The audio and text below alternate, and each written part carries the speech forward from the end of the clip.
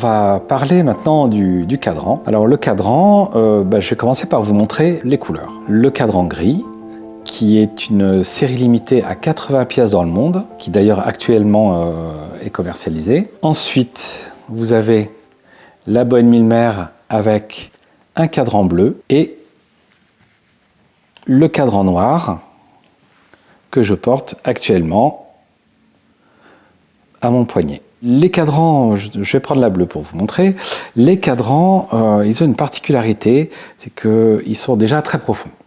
Donc la profondeur du cadran, elle est due au fait de ce qu'on appelle un réau, donc cette pente circulaire autour de la montre, et qui va permettre en fait à la montre sous l'eau d'augmenter encore plus l'effet loupe que les plongeurs connaissent bien. Là, vraiment, on a une lisibilité sous l'eau qui est absolument extraordinaire. Elle est vraiment très augmentée du fait de cette profondeur. Après, quand vous la portez au quotidien, cette profondeur de cadran est vraiment extrêmement agréable, très belle et très spectaculaire. Nous, on dit que c'est un cadran qui est digne de la joaillerie, mais c'est pas du tout un hasard. Il faut savoir que tous les index du cadran ont été taillés à la main, ils n'ont pas été moulés. La raison, elle est simple, c'est que le moulage, c'est quelque chose de mou.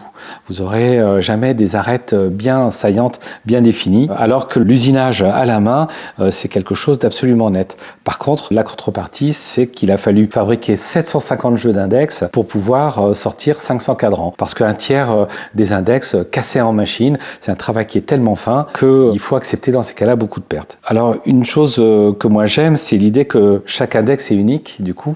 Aucun index n'est identique à l'autre, du fait que c'est la main qui l'a réalisé. Et pour finir, le cadran a été assemblé en joaillerie, non pas en horlogerie, du fait de ces index très très hauts, très particuliers à insérer. Sur ce cadran, il y a une autre particularité très intéressante, c'est la luminescence. Donc la luminescence du cadran est tout simplement hors du commun. On a fait modifier un produit par la société Tritech. Il faut savoir que Tritech est l'inventeur de la Superluminova, et la Superluminova, elle existe dans deux grades. Il y a le grade classique et le grade X1, qui est très très peu utilisé parce qu'il est très cher, tout simplement. Et je trouve étonnant quand même que les grandes marques ne prennent pas la peine de l'utiliser. Nous, non seulement on l'utilise, mais au lieu de peindre nos index, on les remplit de matière.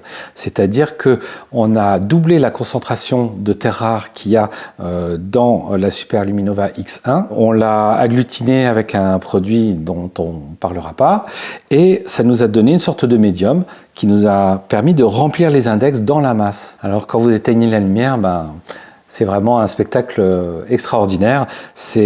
On a fait des tests avec plusieurs très très grandes marques. La Milmer est systématiquement ressortie première. De toute façon, de base, on a à peu près le double de luminosité par rapport à une montre normale et une efficience augmentée d'au moins 50% par rapport à n'importe quel autre cadran traité en Superluminova. Alors souvent, nos ambassadeurs nous signalent que la luminescence se déclenche même parfois en plein jour.